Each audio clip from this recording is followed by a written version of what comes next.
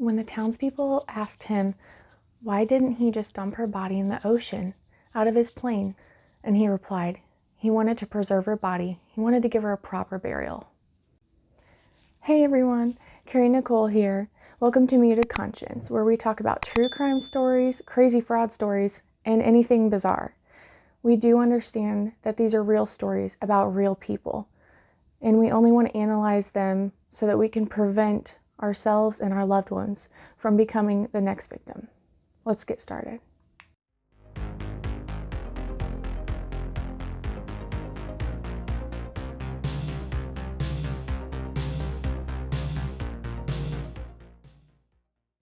Today, we are going to talk about an unlikely relationship between a beloved small-town mortician and a rich elderly widow that eventually leads to murder.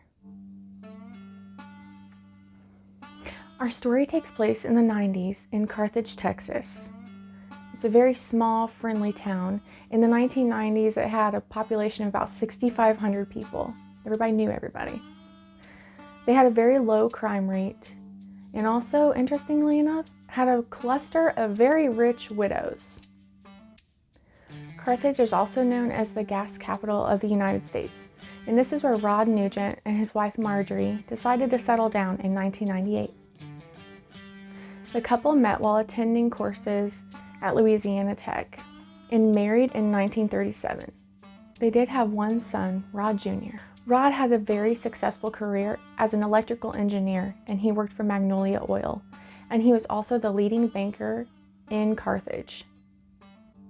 Marjorie was a homemaker and reportedly enjoyed sewing and shopping. They were very wealthy. The couple lived in a 6,000 square foot stone home, but they were known to not be very friendly, especially Marjorie, who reportedly rarely left the gates of the property. And when she did, she avoided people and they avoided her. Rod was described as a stern businessman. Sadly, in March of 1990, Rod passed away from heart failure, leaving Marjorie all of his assets and funds, which was estimated to be around $6 million. This made Marjorie the richest widow in town. Marjorie took over Rod's dealings at the bank and was described as demanding and a ruler with an iron fist, rarely giving out any loans to the townspeople. Marjorie was born in 1916 to Felix, known as Spencer, and Ella Midyat. Her father was a local merchant and a well-off landowner. She was described by many of the townspeople as being cold, unfriendly, stern, and a little bit snooty. It was said that she put very little effort into making friends. Marjorie was really isolated. Marjorie was said to cut off a lot of her family members from any communication because they tried to gain control of her husband's money. Rod's funeral was held at Hawthorne Funeral Home, where Marjorie met a sweet, mild-mannered funeral director's assistant named Tiede. Bernie helped Marjorie with the funeral arrangements and also did the embalming of Rod. Bernie took great care, as he did with all of the funerals, as he sang hymns, arranged the flowers. Sometimes he would get up and preach. It was noted by a relative that Bernie escorted Marjorie to Rod's grave and also gave her his jacket because it was kind of chilly out that day, and I guess that she wore it home. Sources describe that he paid extra attention to Marjorie after that funeral, but this wasn't abnormal for Bernie. Bernie watched out for all of the widows in Carthage. This caring behavior was natural for Bernie. Bernie was adored by the town, even though he had only been there since 1985. Bernie was born in 1958 to Bernhardt and Layla Mae Tita in Tyler, Texas. Bernie spent the majority of his early life in Kilgore, Texas. His father was an immigrant from Ukraine, and he was a music director of the church and also a professor of music. Tragically, young Bernie lost his mother in a car crash, where his father was the driver. Unfortunately, his father never got over this. I mean, who could? This took a toll on Bernie's father as he began to drink heavily, and eventually he passed away when Bernie was just 15 years old. Bernie went on to complete his mortuary science program and get his degree at McNeese State University in Louisiana. He then answered an ad in the paper about funeral director's assistant position in Carthage. The funeral director stated, quote, that he was hesitant at first but very impressed, as he was the most qualified young man I have ever seen. He waited on the families, he would sing solos behind the screen during the funeral, and he was a darn good embalmer. He had the talent of making the hair of the deceased look really natural. Bernie was known in the town to be a wonderful singer, and he wouldn't only sing in the funerals. He would also sing in church service and also at weddings. Bernie was heavily weaved into this community. He did a lot of volunteer work, and he would make sure that people that would just stay inside at their house isolating would have hot meals and visits from him. He also was involved in the theater community, often starring in the plays. He really cared about the people in the town. And as for the widows that we were talking about, he would make sure to stop by their house and visit. He would bring them care packages and food. He just really worried about people. As often as he would check on all the widows in Carthage, something was special about the relationship with Marjorie. You see, it took a while for him to actually get an invitation into her home. Bernie stated, "I just felt this compelling desire, this need, to give her some friendship. I don't know, maybe I thought I could rescue her." Now, Bernie and Marjorie started going everywhere together, and the small town was talking. They were shopping and eating, and eventually going on these elaborate vacations. I'm going to list off some of the places that they went. Germany, Austria, Switzerland, France, multiple Broadway shows, a cruise of the Nile in Egypt, and everything was top-notch, first class. It was during this time together that Marjorie authorized Bernie to handle her finances. He could write checks in her name. He did all of the deposits, a lot of the banking decisions. He even started to make some stock decisions, and he also took her seat at the First National Bank of Carthage. Marjorie persuaded Bernie to leave his position at the funeral home and come work for her full time. So he went from making around $18,000 to $20,000 at the funeral home to making a much higher salary working for Marjorie. But it was not easy work. He became her personal assistant, essentially. The duties that Bernie had were driving Marjorie around, setting her appointments. He would go over in the mornings and make her coffee every day. He would accompany her to all the outings, like lunches and dinners. He also reluctantly had to shoot armadillos that were messing around with her garden. Eventually, Marjorie filed a new will, and she left everything to Bernie Tita. Nothing was left to her family, and supposedly she wanted it that way. She didn't want them to spend 1 cent. Sources say she ended up spending about $3 million on Bernie. Marjorie bought Bernie a modest 2-bedroom house just a mile away from her house so that she could keep him close for when she needed him. Bernie reportedly had a huge collection of fancy watches and little penguin figurines that decorated his house. Pretty soon, Marjorie and Bernie's relationship took a strange turn. Marjorie had bought a pager, and told him that he had to wear it and that he would have to reply to her pages as soon as he possibly could. It was said that she would just go ballistic if she didn't hear from him right away. You see, Bernie's time was no longer all Marjorie's. He had started to take up his own hobbies and get more involved in the community, especially after getting more money. Bernie started volunteering for the theater at the local college. He spent a lot of time doing dress rehearsals and, again, starring in most of the plays. He was working on his own education as well. He actually got his pilot's license and, of course, bought some planes too with Marjorie's money. Bernie's time and attention started to go back into himself and not so much just on Marjorie, and she didn't really appreciate that. Marjorie then bought Bernie a phone so that she could definitely reach him multiple times a day when she needed him. In her defense, it was said that she was starting to get health problems and possibly some early dementia, so she might have just had a fear of being completely alone. I mean, Marjorie was really isolated. Bernie was the only person that was truly caring about her at this point. Bernie, again, was really using Marjorie's funds to help the town of Carthage. I mean, this guy put a lot of money into Carthage. Bernie pledged $100,000 to the First United Methodist Church so that they could expand their building. Of course, all of that money that he pledged was Marjorie's. He also bought people in the town cars. He ended up buying one family a home. He also had scholarship. The town did see this relationship between Marjorie and Bernie as odd, but they were completely accepting of it. They thought that Bernie was finally making Marjorie happy. It was even reported that he got her back into church. After all, Bernie was the perfect liaison between Marjorie and the town. Anything business related could be done through Bernie, which people loved. Anything dealing with banking, appointments, even stock related type stuff. Although Marjorie's stockbroker did not like Bernie. Gossip in the town about Marjorie and Bernie's relationship was that they were more than friends. People said that they saw them kissing. They were reported to hold hands when they were in the town. Of course, Bernie would say that he was doing this to help Marjorie with her balance. I don't know. I mean, we're only going to get one side of what the relationship really was, and that's Bernie's side. And Bernie says that they were just really good companions and that they did care about each other. Bernie was gay. This was not discussed back then. I mean, it was the 90s. It was in a conservative town in Texas. But the town really loved Bernie and they accepted him no matter what. They saw him as a sweet, religious, caring man.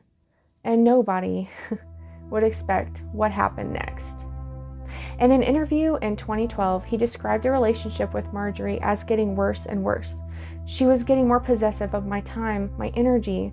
I felt like I was in prison. It was really bad. At one point, Bernie and Marjorie were in a heated discussion. He got really upset and tried to leave the situation. He tried to leave and drive out of the property, and Marjorie closed the gates on him. Their relationship had turned toxic.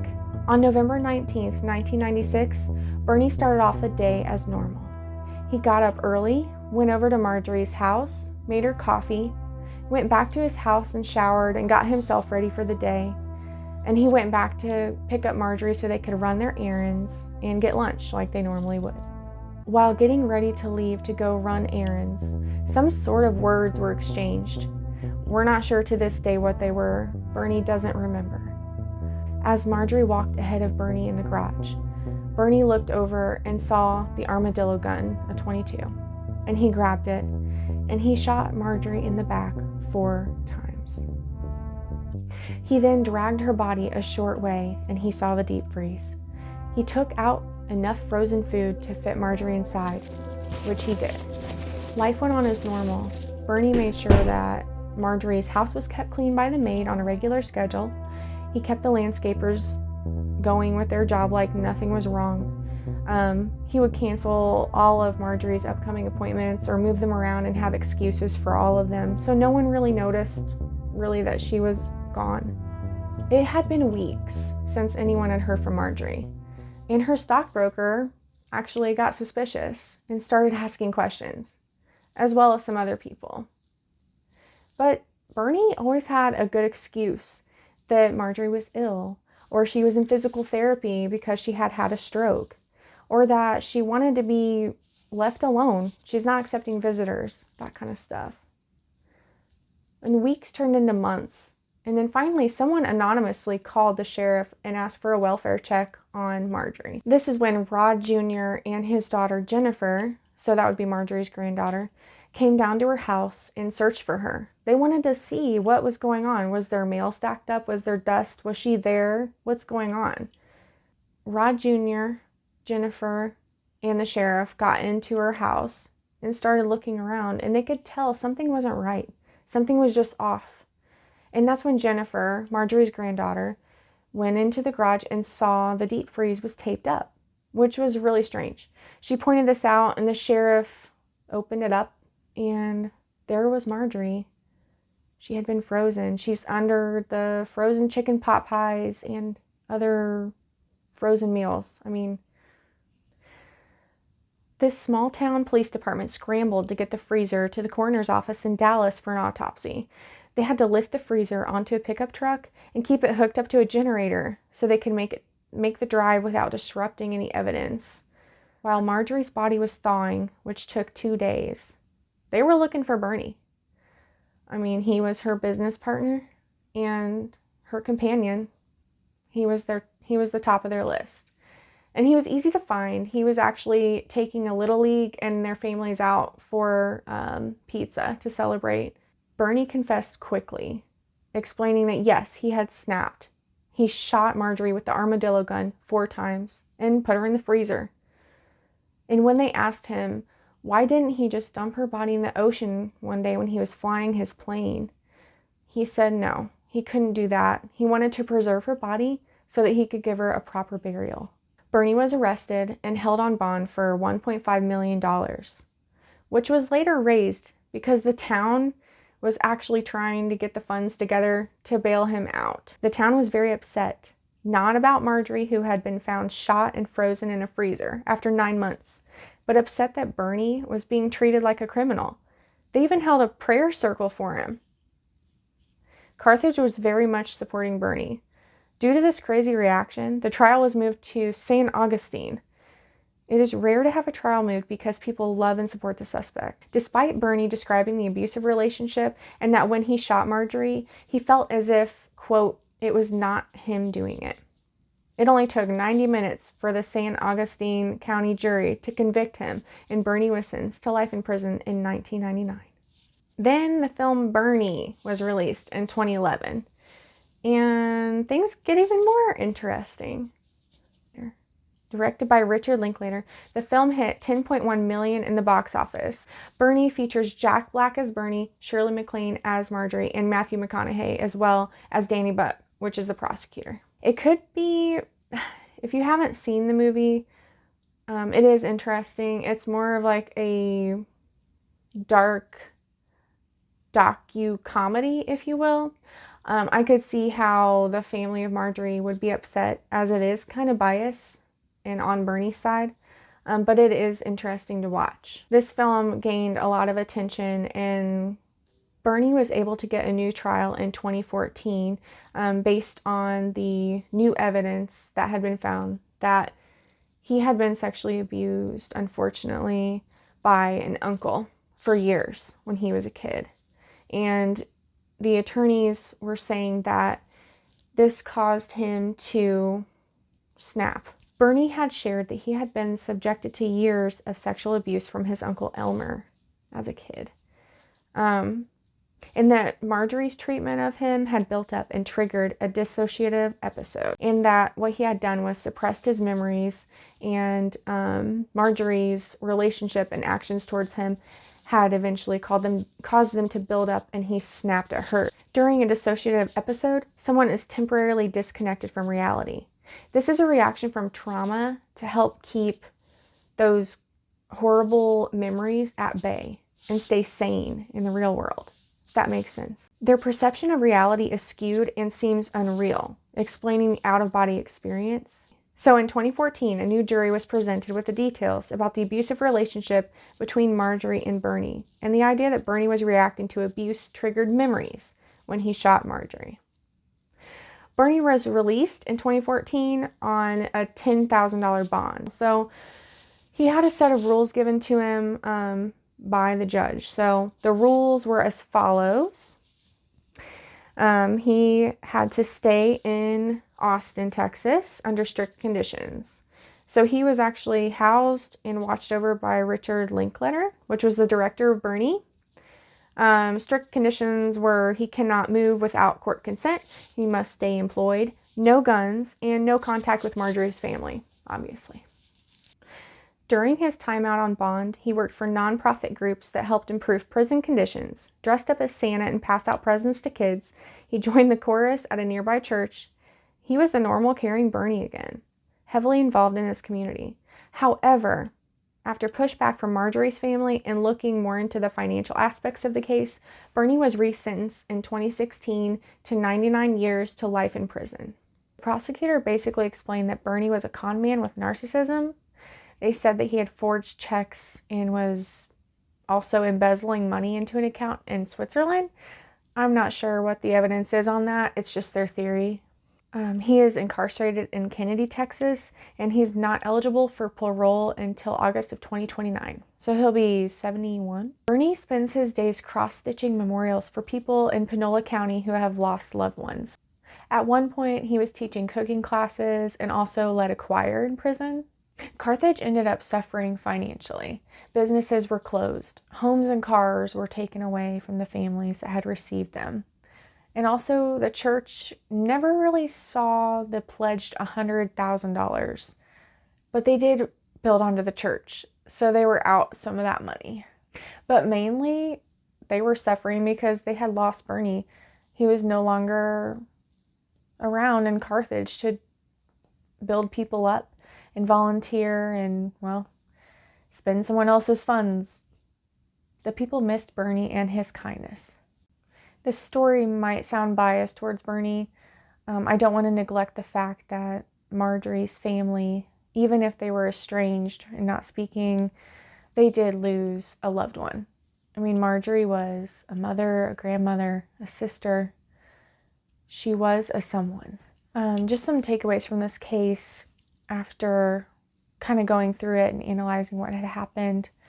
I know we do know that unfortunately not everything can be prevented, but I think that there were some definite red flags on both sides of the people in this relationship. From Marjorie's perspective, the red flags for her could have been that Bernie was really persistent about getting her attention and spending time with her, and she kind of let her guard down.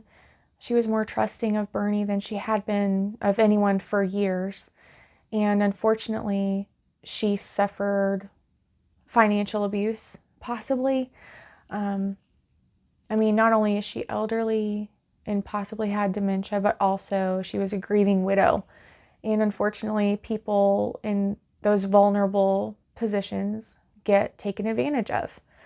So for her to actually sign over or give authorization for Bernie to kind of take care of her finances and that kind of thing, was it really her decision, or was she kind of in a fog from dementia and grief, a mixture of them? We don't know. But it maybe could have been prevented had she had more people checking in on her. It doesn't matter how mean somebody is. I mean, we got to watch out for everyone, check in on them, make sure that someone's not taking advantage of them during their vulnerable times. Now, as far as Bernie, from his side of the story, so I actually wrote to Bernie and he replied to me. So I wanted to share this with you guys. I think this is a really neat way to end the video as well. So I reached out asking Bernie if he had any advice he could give people out there who are in a similar situation as he was in with Marjorie. What I mean by that is feeling trapped, as he put it. So anyone that's feeling isolated, controlled financially, and mentally abused, anyone that's being physically abused as well, this goes for them. So he says to set boundaries. So it's key to set boundaries in the beginning of the relationship and to stick to those boundaries throughout the relationship and not fold. That's when the person starts to control you. Also, he said, and he focuses on this one mainly, is to be able to leave. If you're in a situation like this, it is very hard to leave. I know that it can be really scary, intimidating, especially if the person is in charge of all of your finances and you have nobody left, say all your bridges are burned, so to speak, that kind of thing. Just find the resources that are available out there. Be careful, but be strong.